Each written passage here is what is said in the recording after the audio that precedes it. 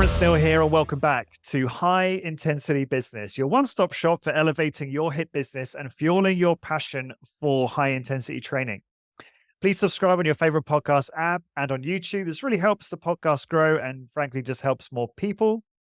Get more clients for your high-intensity training business when you download our free anti-aging and strength training sales presentation. You can use this presentation for your next speaking engagement or client seminar to convert more leads and retain more clients. You can download that now over at highintensitybusiness.com/free. That's FREE, not the number free.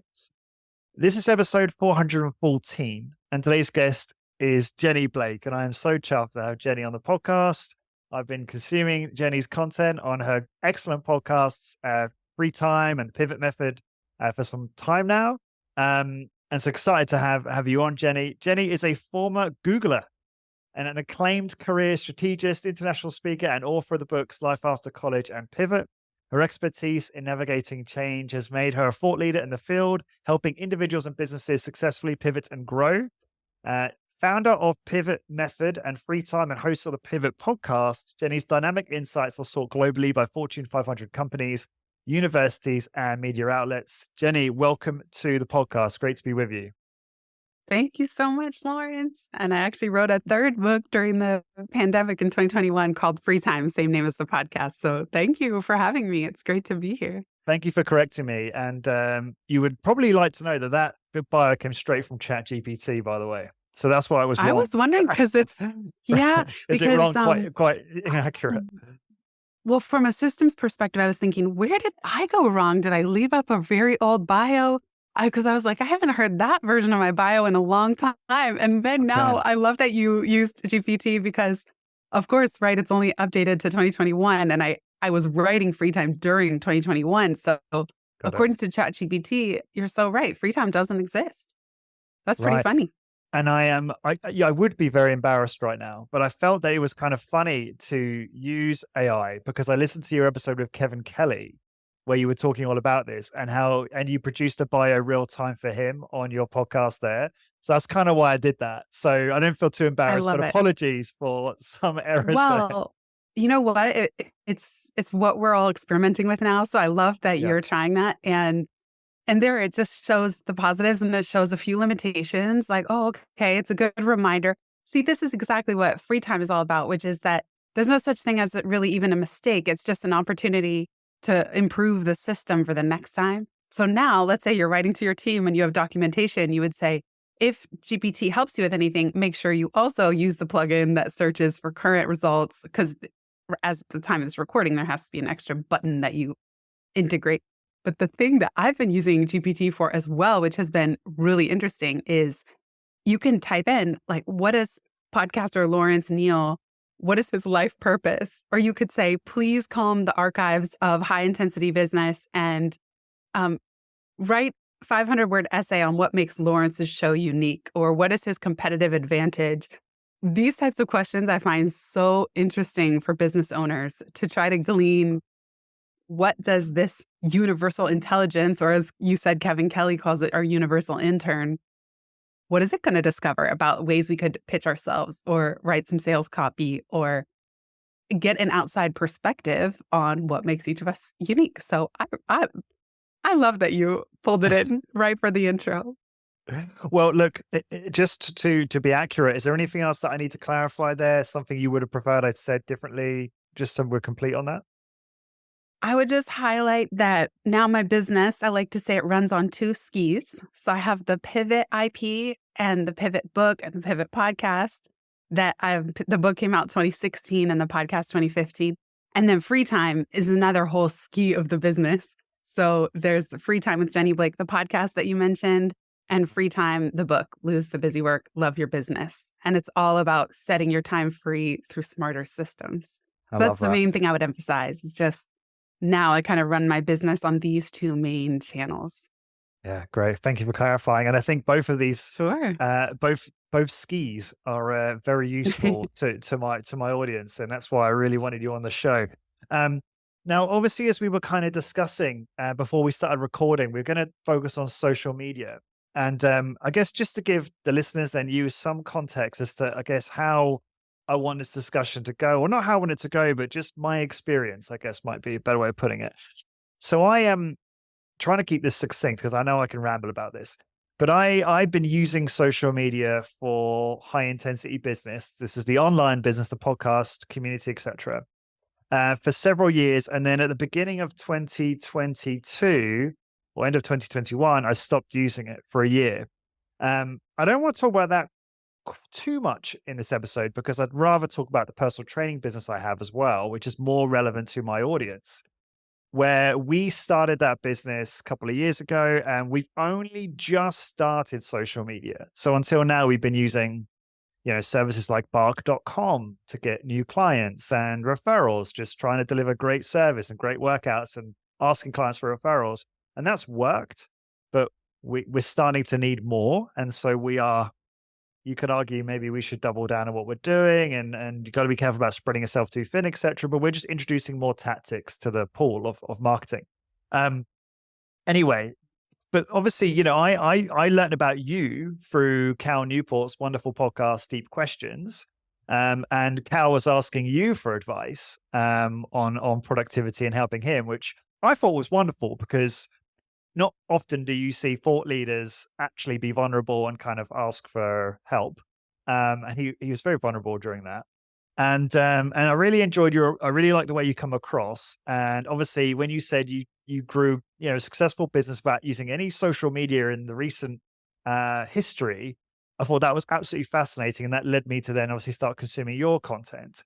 And I just want to say, in case I forget to say this any other time during this episode, I love the fact that you're just so refreshingly raw. You're so real in your content. Like the last episode I listened of yours, you were talking about a terrible earache you had. And I thought I was so real, and I try and emulate some of that myself. And you always sound like you're smiling when you're talking, and I can see that now. I can see you on video. You do smile a lot, which is really nice. So that's I wanted to say because that's been a joy for me to listen to. So kind of where I'm going with this is I'm now back on social media, and obviously I've started doing social media again. So I've come full circle. Now, the problems I've got for myself, Jenny, I'll try and keep this short now, is like yourself, when using social media in the past, I've found it incredibly distracting. I am not very good at, using it just for its utility and business and then putting it away. I'm not very good at that.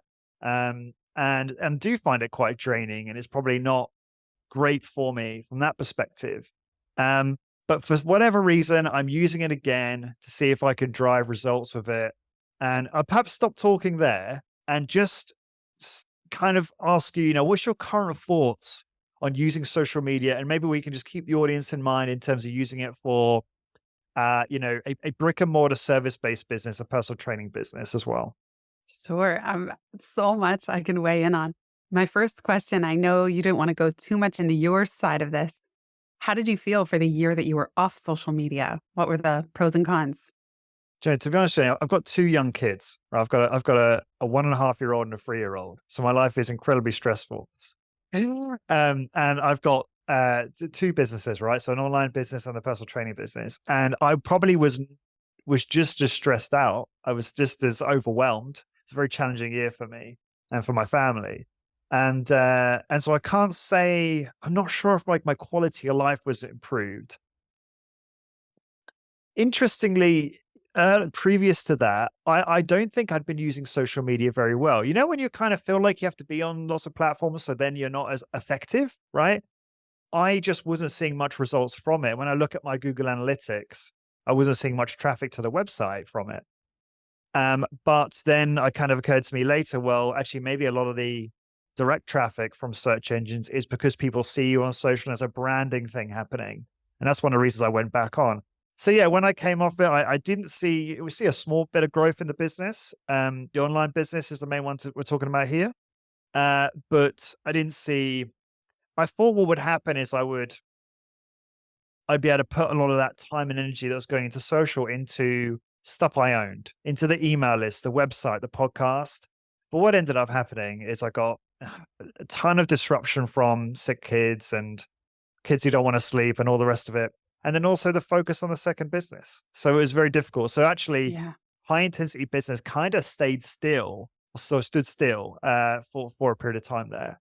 which is fine. I don't know if that answers the question. Well, it sounds like you Ram- have high intensity business and high intensity parenting because you're right in the thick of survival mode when you have two kids of that age. And I know so many parents and business owners who said, my kids have been sick so many times this year that I would have been fired if I had a normal job because they've had to take care of Yes. things on the home front.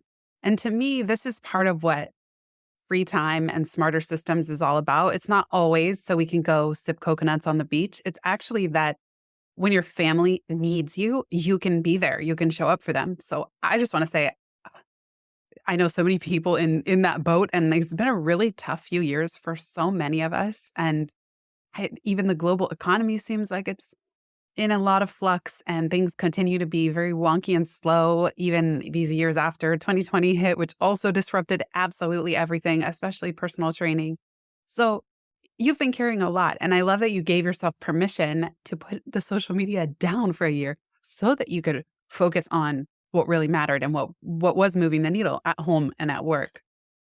I didn't actually But think about it like that, actually. The way, yeah, you make me sound so like such a good guy for putting away. Well, no, well, I you still worked are. a lot. You are, though. I mean, here's the thing. When you said this feeling, I think, okay, Cal and I spoke on the episode where I was coaching him. It's called Help Me Do Less. Jenny Blake, Help Me Do Less. And I agree. He was so wonderfully vulnerable because you think of Cal as like, just has it completely all together. And he does. And he still wonders how to juggle his time and family responsibilities. I was so refreshed by that as well because I love Cal and I love his work. And I love the idea of deep work. I really think of free time as also facilitating our deepest and best work. What does that look like? What we were talking about is that I've been platform building publicly online for 18 years now. It started with a website that I hand coded, taught myself HTML and CSS. Then I moved to a blog in 2007 on WordPress. When Twitter launched, I think I started my account in 2008. So in the early days of social was kind of the heyday. And I met so many friends and I did build a lot of momentum in my business. However, things started to shift toward 2012, 13. I was going through a lot personally. And I noticed that every time I was on social media, I felt worse, not better. And every time a new company was invented, I had a new inbox now to manage. And I stopped wanting to post because I felt like I was just selfishly shouting into the ether. I certainly couldn't keep up with everyone else I was following, so I wasn't even reading their stuff. And every time I posted, I felt now obligated to respond to the comments. And that made me feel guilty constantly that I wasn't like being a good, I don't know, a good person online because I would post, but not want to read and respond to every single comment. I didn't feel like I had that energy and capacity. Not to mention the compare and despair that certain social media foments. Like I never got into Instagram, partly because I'm not that visual person, but partly because I would sign on and scroll. And every time I would sign off, I felt worse. I just was focused. I mean, this is my psychology. And I always joke like I could either go to therapy for it or I could just close, just shut it down. And it started to feel like social media became this place where everyone needs to get up on a soapbox. Whenever a new company is invented, we need to jump on that one as well. We start diluting our content, diluting our focus, and it's death by a thousand cuts of trying to keep up with it all. And any one social media company, Snapchat, TikTok, Facebook, now Meta, Instagram, they don't care how fractured your attention is. They don't care if you feel worse, not better. They just want you on the platform. They just want your attention. They want your attention more than they want you to sleep. They make it addictive. This is not telling your audience anything new. The shift for me was I realized if I'm going to produce my best work, I have to say no to this. And I have chosen to go cold turkey. That's kind of my personality. Like if there's a bag of cookies in the house, sometimes I'll eat the whole thing at once just so it's gone. That's like I'm not that great at moderation. And what we were talking before we hit record in free time, I say, that is kind of more radical. And I try not to hold a limiting belief that, because I'm not on social media, I can't build a business or I can't promote my books or my podcasts. I don't think I would have written my third book if I had been trying to keep up with all my social accounts during 2020, 2021. The other way to think of social media is kind of like you might be doing as you've re-entered, which is this is a function in the business, just like accounting. who wants to do bookkeeping or taxes? Nobody. Nobody. I mean, other than maybe accountants. I used to like managing the books a little bit. That didn't bother me, but I absolutely hate tax time. So you can agree that social media is a vampire of your energy and attention and still think that it might be a good to have some kind of presence for the business, that it's the best thing for the business, maybe not you personally as the owner. And in that case, it's about setting up systems, getting clear on a voice style guide, which GPT-4 can help with. You can say, please create a style guide for Lawrence Neal's social media. And Oh, wow. you can be really strategic and intentional. I still think less is more. I think what the values that any business owner would have would be that they're discoverable to new clients, that there's some form of what I call public original thinking that gets posted online. So for me, it is my 2 podcasts because I love deep conversations like this. I'm not even good at posting on social. I don't want anybody following me because what I look like on the beach, like I just don't want that. I'm more a private person than that. But the podcasts revolve around ideas. So I think it's up to each person to pick the channel that actually energizes you, curate your feed accordingly, and then you can create systems and structure around it so that there is a regular cadence of putting out leadership without having it be this never-ending, infinite scrolling time suck.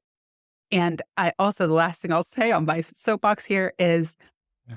if you're somebody who loves any one of these social channels, that's great news. Like, good. I wish I had that same feeling.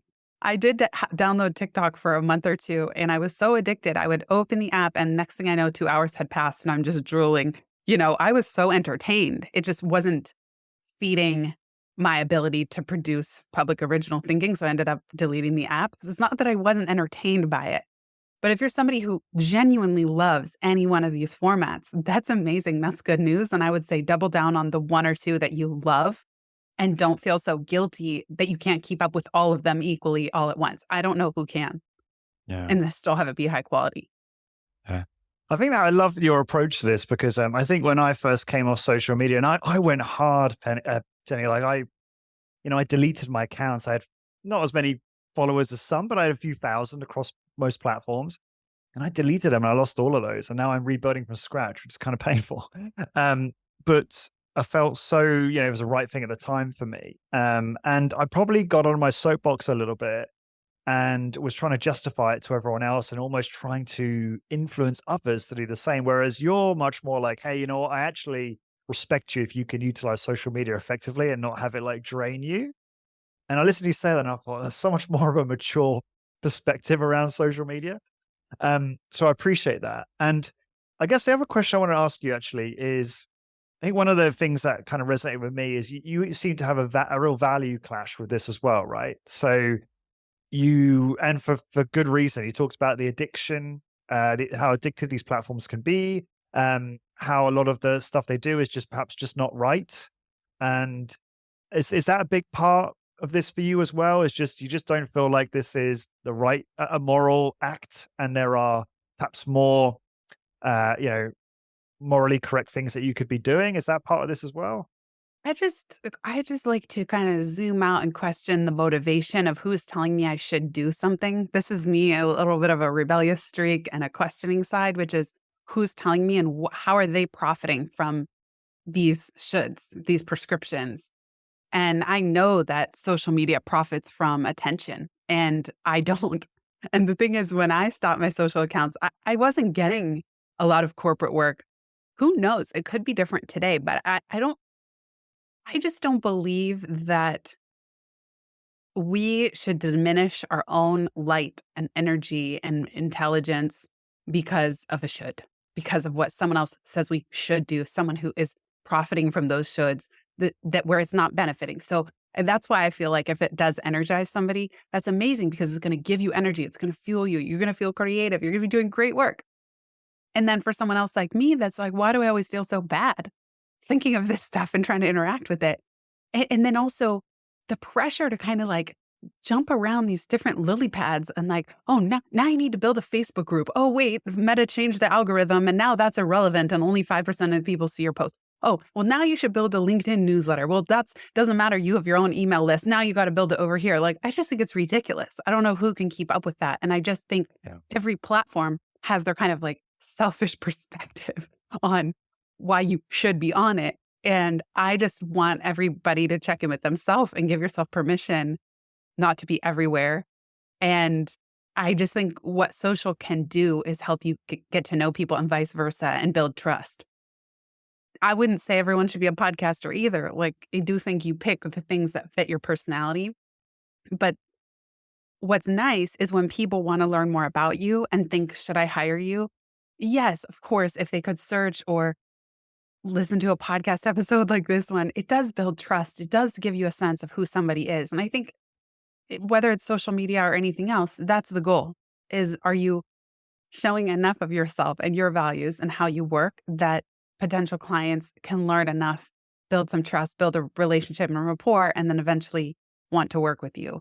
And so that's what I'd want us to all stay focused on is like, that's the goal is growing the business and growing relationships with people. And sometimes less is more because just because you have a lot of social following doesn't mean it's the right ones. For me as well, Facebook became so toxic. Just the energy. I used to have a private group. I still have my private BFF community. It's been 8 years strong now.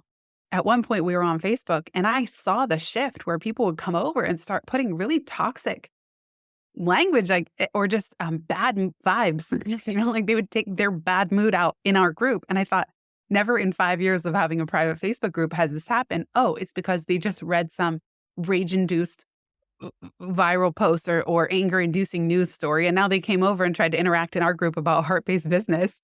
And there was a complete clash. So I've never been happier than when I closed down the Facebook group and shifted to different software. Which you could now moderate and kick people out if they start doing that stuff. And it's not just that. They're just not leapfrogging from like one click away from a really negative, inflammatory environment over to then clicking one click to our group. Like we're hosted on Circle right now and you just go into Circle. It's not like it's part of this big media machine. Yeah. So I'm wondering if we could sort of segue into just maybe giving us some advice to those listening who, again, have a small personal training business. They're thinking about how they can market that business. They're very interested in social media because there's a lot of shoulds and a lot of people out there saying that they must be on social. And actually, the first thing I wanted to start with on this is I speak to a lot of people in our niche, and I have the advantage and I guess benefit of really seeing the data, the patterns across all the businesses, right? As I'm sure you do in your community. And the kind of like overarching theme is I don't get that much new business from social media. Although you could argue it's one of the pieces of information that a referral uses, right? Or something like that. But they think it's important to be on social media for maybe there's a couple of things. Education, like an educational place for clients, because in what we do when it comes to strength training, we're constantly educating on clients on the value of exercise. What are the benefits? Why should you keep doing this? That's a huge part of our business. And so there's an educational component, because some people that you need multiple touch points. You need to tell them in person. You need to send them an email, perhaps posting on Facebook where they spend their time is a good place to educate them. But the other thing as well is, and I don't know how true this is social proof and credibility. Oh, Jenny, if I'm not on Facebook, I don't exist, So that was a big question there, and probably not a great one. But I'm just curious how you think about that, the social proof and credibility side of things. Is that really important? I still think you can collect a few social proof badges without having to be everywhere all the time in a very diluted, energy draining way. I call it sailing the sea of shiny shoulds. I guess what I'm inviting people to do is just inquire, what is a shiny should? And the reason it's shiny is that it sounds like it makes a lot of sense. Some shoulds are obvious and we know I'm not going to do that. You've already made your choices as a business owner, what you're going to do and not do. But the shiny ones are kind of tempting. And it does definitely often, it's like, oh, everyone else is doing it. Well, this is the best practice. And it's hard sometimes to go against the grain and be a contrarian. And I know too, when things are slow, my self-talk can sometimes get negative where I'm saying, well, Jenny, if you had been on social media, this wouldn't be happening or something like that. But then I zoom out and I think of how much happier I am. I'm so happy that when I have moments with my dog or my husband or my family, I don't give a sorry, I don't know if we can swear, but You can swear. I You don't can swear. I No, don't it's care fine. at all. I don't care at all of where that photo goes and who sees it and who likes it. When my husband and I got married, it was at City Hall in New York. We didn't post on social media. So the only way people found out that we were married was we told them in person and we got to see their reaction in person. And there was something I just loved about that. It wasn't like where people suddenly know everything about your life and they haven't seen you or reached out in a few years. I find it just strange. Again, that's just me personally. But the invitation is to say, what are the shiny shoulds that seem so loud? And let me just examine them. Is my belief around that true? If I'm not on social, I won't have any social proof. Is that true? Are there other ways I could still work toward that goal of social proof? So I think it's just choosing and then I would say to that business owner, what does social proof look like for you? What would be meaningful for you? Is it going on a podcast tour? Is it getting an article posted in a more, bigger platform or more mainstream site? Is it having testimonials from successful clients? I mean, just think about it. And social media is one way to achieve most of these things, but it's not the only way. And if we can start questioning what we take as fact around this, that's where I think some more freedom and flexibility can come from. And I would also just say, well, you mentioned all these different use cases for social. That's great. And so if the business wants to do that, I personally would just try to take an 80/20 approach and like reduce my time spent down to 10 to 20% max, and then try to do the highest value things. So I personally wouldn't be trying to post often. I would just try to post something meaningful and unique, you know, once or twice a week, maybe rather than several times a day. And of course, the platforms will tell you, oh, well, the best practice to get seen is several times a day. And then you need Yeah. stories, and then you need reels, and then you need lives. Okay, maybe not. Maybe less is more. And maybe if you take the 80/20 path, you still slowly build your following in your profile. It's more of a passive lawn. We have a lot of passive lawns in New York. Like, you're not meant to do activity. They're just meant to like sit and have a picnic or something. And so social accounts can be sort of a passive lawn in this sense that we're talking about, where they exist, but they're not all consuming. And try it. I would just say also try small experiments around all of this. See Mm. which platforms resonate, see where your people hang out. Like, who are your ideal clients? How did the ones you already have find you? And reverse engineer from there. And you can even survey your current client base and say, I make sure every contact form also says, how did you hear about me? Because I genuinely want to know so I can do more of that. And so I think understanding where your best clients have already come from could also give some permission around what to keep doing and then what to stop doing. And for you, was that podcast? They heard you through the Yes. podcast? Yeah. Well, I love podcasting. It's the most Yeah. expensive, time-consuming thing I do in my business. And Is yet it? I cannot peel myself away because I love it so much. And yeah, it's the thing I love the most. And I've really doubled down on that. I just haven't crossed that threshold where the podcast earns more than it requires. So it's currently more of a marketing channel than a revenue generating channel, at least directly, beyond promoting other products and services I've created. Yeah, fair enough. So a couple other things I think you've talked about before is the importance of trying to own, you don't own Facebook, you don't own Instagram. You could build a following and the algorithm could change, or the platform could go out of business, or your account gets deleted or removed for whatever reason. I think a lot of us, sometimes we might do something and we don't realize that that's in conflict with the platforms and regulations. And then that can cause an account to be deleted. I've had that happen a few times, or what you call it, shadow banned or whatever. And so you talked about this in content, which is important to focus on building your own assets. So your own podcast, your own website, your own email list. And I think that's obviously important. And that's where you focus your time, isn't it? And is that what you recommend to most of your clients, Jenny, in terms of their focus? Yeah, I think having newsletters. See, I'm currently in a conundrum around my 2 newsletters because as a consumer, I have stopped reading other people's newsletters. And so that's usually when the little flags raise for me, the yellow flags. I still think that having a newsletter, it's the most direct way to reach your community and yes, add value, build trust over time. And there's something concerning to me about how many newsletters exist now. And I have a little bit of Substack software FOMO because I see how great the UI is from the perspective of the reader.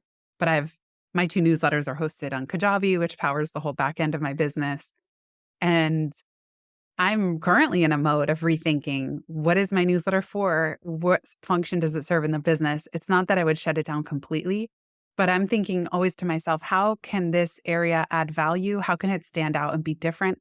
What would make it the one out of 100 newsletters somebody gets that they want to open and read week after week? And so those are the questions that I'm always asking. And I do think, yes, having a newsletter, having properties that you own is so crucial because the rest is very ephemeral and unpredictable. And yes, as you said, at the whims of these decision makers at these large tech companies. Now, I suppose that's kind of in conflict with that a little bit is this idea of compounding. So I've heard some people talk about, building an audience across these platforms compounds over time. And so if you give loads of content, build a following, build a subscription, a base of subscribers, that's just going to compound over time and deliver massive ROI in the future. How do you feel about that? Because that's quite a sort of can really play on your FOMO and quite appealing to build on social as well, to build your audience and build all these different channels that can help grow your business exponentially in the future. What do you think about that? I think, yes, any channel that you choose, having longevity and consistency over time compounds. I don't personally see how me doing an okay job at a little bit of everything would achieve that. I read Greg McKeown's book, Essentialism, and one of my favorite diagrams that I never got out of my head was the contrast between what looks like a sunshine, a circle with small arrows radiating outward. And that's one form of focus, like kind of diluted focus. And then there was right next to it, one circle and one really long arrow. And that one arrow, that beam from the one arrow was so much more powerful. And that's the power of focus and essentialism, the case he's making. And so I would just say, choose your channel that you want to generate compound momentum from. Pick one and maybe a second backup and really focus on those. I remind myself that there are creators who earn a living just from their podcast or just from their newsletter. I interviewed Jordan Harbinger, who his podcast has skyrocketed all the way to the top of the charts. And he said that he doesn't want to see himself as a commodity. And so it's really important to him that he show up in his one main place as the expert and performer that he is. And he delegates a lot as well, because the joke he said was, we don't ask Justin Bieber to set up the chairs at the concert venue. And so Jordan is so clear. And his show may have a presence on social media, but I bet he has a team managing the lion's share of that. The challenge with a team is you just want to make sure that there's a really strong style guide so that it's not clashing with how you want to put yourself out there online. When I have a team generate, I actually ask them to post as themselves, not as me. So even if it's on my account, it will say, my friend Stephanie Houston, SH here for Jenny. Her book launched this week. We're so excited. Like, I don't want people like kind of ghostwriting for me. I've never enjoyed that. But that's the way I would think about it is, what is your channel where you get to be at your best? And yes, build compound interest. And then how can you get at a minimum viable maintenance for some of the rest if you feel very strongly that you should be on the rest at all, which I still think is up for grabs. Yeah, I love that. God, you're sharing some great stuff. Well, I guess where I'd like to segue next is just as we kind of get towards wrapping up here, is just a little bit of a how-to. And you've touched on some of these elements throughout this podcast, which were really helpful, talking about target market, where they spend their time, style guides, etc.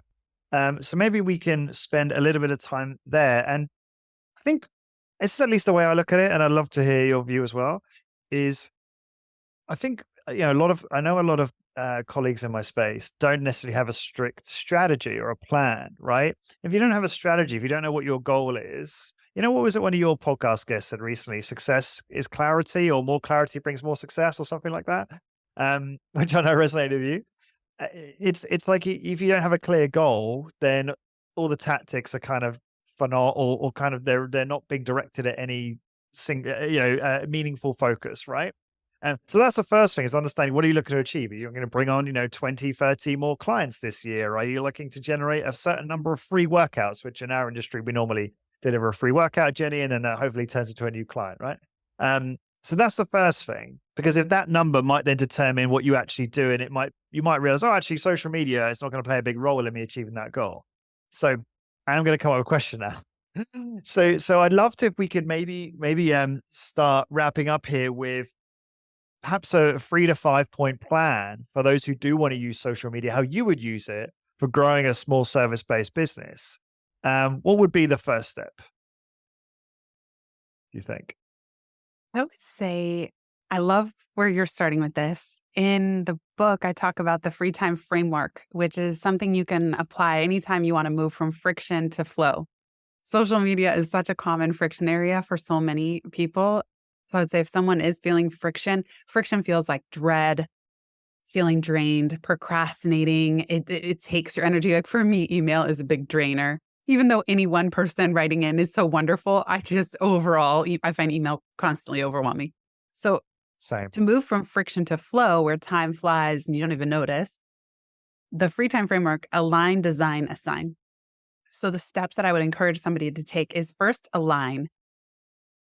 How could social media align with your values? Like, what are your values in the first place? What is your vision for your business? What are your strengths as a business owner? What are your strengths as the business itself? And then you want to align or realign. Well, if I am going to be on social media, how do I realign what I'm doing with my values, my strengths, and my energy, so that the work that I put into social is aligned? Even if less is more, at least the less would be more resonant in that sense, because you're realigning it with what's most important to you. And then the second stage, design, is all about designing kind of your time, your systems, your documentation, and even the process. So then you could design, okay, what is my ideal outcome here? My ideal outcome is that no matter what I do on social and when, it will generate X new clients by the end of the year, or X new clients each month, just like the example you gave. So that's the ideal outcome. You could also then design the impact. What kind of impact do I want my social posts to achieve? Like, who am I trying to attract? And do I want to uplift people? Do I want to educate people? Do I want to give people tough love? Like, what's your impact that you're trying to make in the world? Because like even the phrase social media, it's like the software. It's not the ideas in your own mind. It's just one vehicle to get those ideas out and make the impact that you seek to make. And designing process around social media is, how could we systematize this? How could this be a system that's just a low maintenance part of the business like any other, like bookkeeping? Is it a weekly batch where once a week? Denise Duffield Thomas batches 180 days of social posts she creates in a 2-day sprint or something, maximum 3-day sprint. She creates half a year of content. It's incredible. So batching could be your friend when it comes to process, so that it's not constantly dripping small bits of attention, but you're kind of batching with consolidated focus and productivity, and then you schedule it out. And then the final stage is assign. Who will do what by when? How could you as the business owner assign, even if you're writing the ideas or someone's drafting? Even ChatGPT can now draft social shares in 2 minutes, and you can then modify and hand them over to someone on your team to actually post or schedule. So thinking about just that assign piece is, how do you get everything off your plate that's not you at your best thinking and energy? And again, like, we're so lucky to have GPT-4, because now you could give it a podcast episode link and just say, please generate 10 social shares. Oh, I didn't like those. Please generate 10 more, Right. and varying lengths, varying tone. It's going to be even more powerful as we go. So we all got really lucky because we all just gained a new social media, if not manager, assistant. Yeah, it is a tool I think is going to make a lot of things easier, obviously, but social media a lot easier. I write a newsletter for our Studio Optima Strength. I immediately say, okay, turn this into a LinkedIn, Facebook post, and it does it, right? It's incredible. And I don't think actually many people in our space have really realize how they can use this technology. Obviously, it's still kind of early adopter territory, although actually it's much more mainstream now. So can you just repeat, Jenny, that method again, just for everyone's benefit and my benefit as Sure. well? That process you had? So the diagnostic, where are you in friction? The, and how do we move toward flow? So again, look for either the most painful friction area in your business, or maybe you want to start with something a little easier. But any friction area at home or work, by the way, a lot of friction happens on the home front just from adulting and trying to navigate and run a household, by the way. Wherever you're in friction, then you apply the free time framework: align, design, assign. And I do have a free toolkit online that has a lot of templates related to all this stuff. So we can put the link to that in the show Yeah. notes. What can you say? What's that URL to that? Oh, sure. Yeah. It's freetime.com/toolkit. So that's ITS. It's freetime.com/toolkit. Great. Okay. Awesome. Thank you for sharing that. Good stuff. Sure. Hmm. Any final thoughts as it relates to actually, no, before I ask that, though, I just want to highlight something you said that I think is really important. For those listening who are, overwhelmed by social media, want to use social media to try and grow their business. Batching, getting into the habit of doing that, batching similar tasks together in blocks of time is more productive than obviously doing it ad hoc. I think, yeah, I mean, Jenny, it would crush me if I had to just post ad hoc throughout the day. That is my definition of nightmare territory, right? And also tools like Buffer and Hootsuite, where you can batch and then schedule stuff to go out in the future is ideal. And I need to get better at my systems around this because we've only just started doing it again. We're almost at that phase you and I were talking about at the start of this podcast when we got recording, which is we're experimenting and then we're building the system. So I've got an assistant, for instance, who works with me for high intensity business, and one of his, he'll edit this, so this is like me keeping him accountable. One of his kind of deliverables this month is to kind of come up with the SOP for that it looks like for our social media. And you might like this, Jenny. When I got really excited about AI and Chat GPT as everyone else did, so I said to him, find free AI tools, like narrow down to 3 that you think are going to make social media far easier, and podcast production, all the rest of it. And so he did a great job at that, and we're now testing those tools. So that's where we are, and I just want to highlight some of the things you said. Any kind of final thoughts you've got for the listeners? Again, the theme being they're thinking about using social media, maybe more about how they use it effectively going forward. I know that's kind of antithetical to your own radical stance on it. But I feel like you've got a good kind of overall take on this. So If we zoom out, one of my goals with free time is that we see it not just as a noun, like what do we do when we're not working, but as a verb. Free time is a skill. How do we get better at building the muscle of freeing our time, specifically through smarter systems?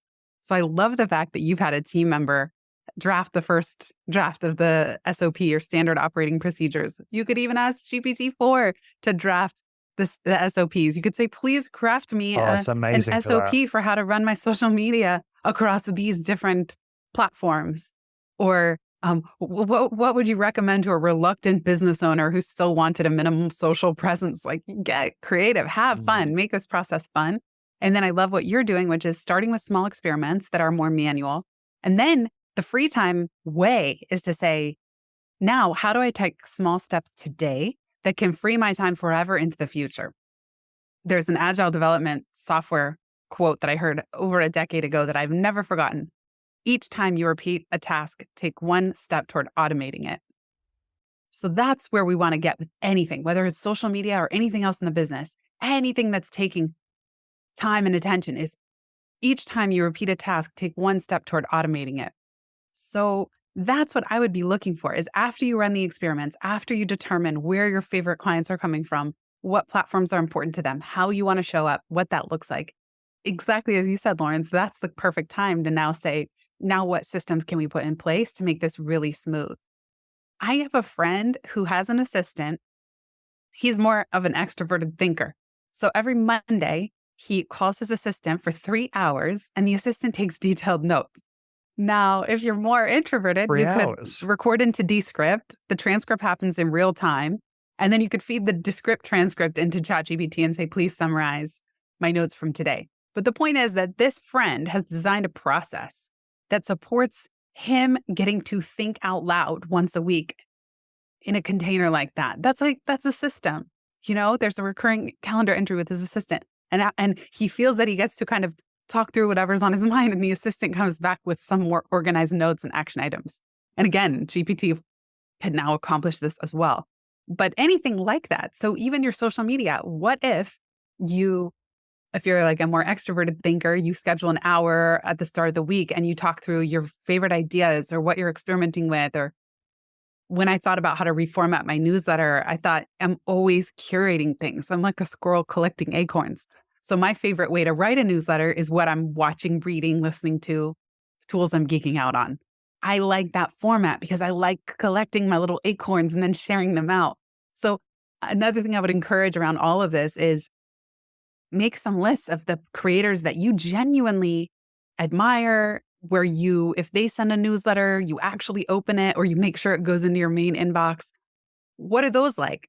Each of us will have different preferences, but the more that you can understand how you behave and react and what you like, I think that's very informative of what would be most joyful to create and then to create the supporting structures around. You got me thinking. There's a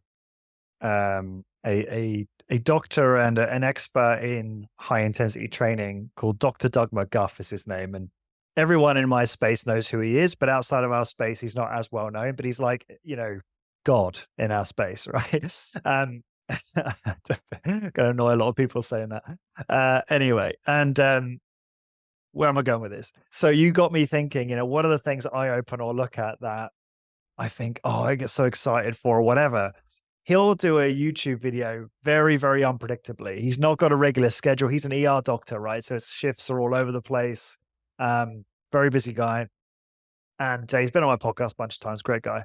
And he will just upload a video kind of randomly. Sometimes he'll get into a good routine, doing one a week, and then you won't hear from him for months. So when it comes up, everyone's like, oh my God, and in our space, and we all go and watch it, and then we all write in the comments.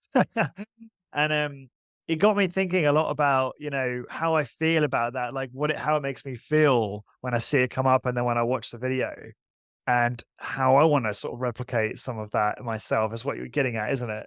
In my own approach. So yeah, I just felt like sharing that because I thought that might resonate with a lot of my listeners. Yeah. I love that. And and like unpacking what makes his content so magnetic, and he's passionate about it. He's clearly giving himself permission to post on his own timing, but then it's stuff everyone looks forward to.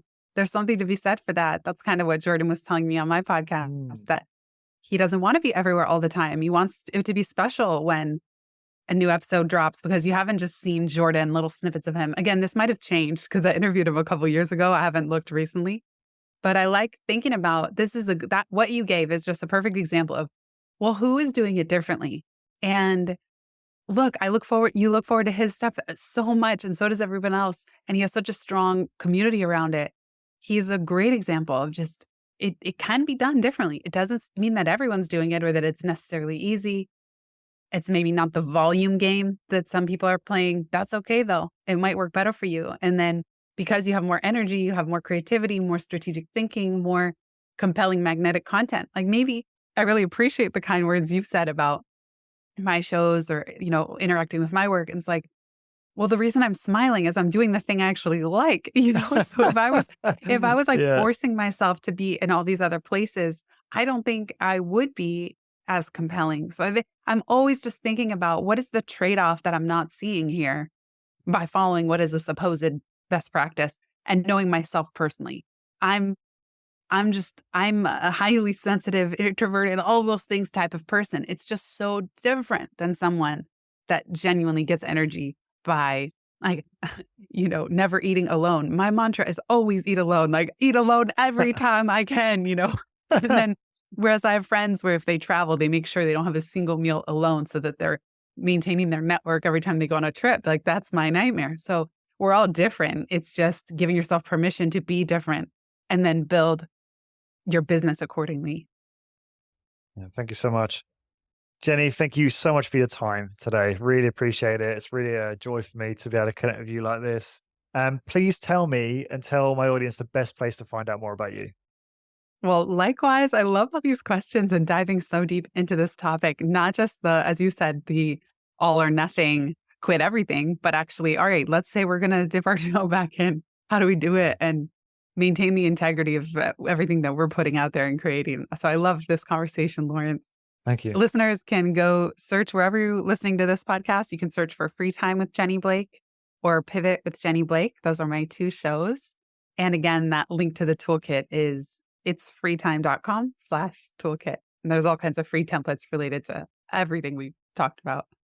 Perfect. And I highly And the recommend book, of course. both your podcasts. Yes. Thank you. And The your book. book, Free Time, Lose the Yeah. Busy Work, Love Your Business. But that's linked off the website, so you can find that too. Yeah, I really think your methods resonate well with our space, and so I think my audience would learn a lot.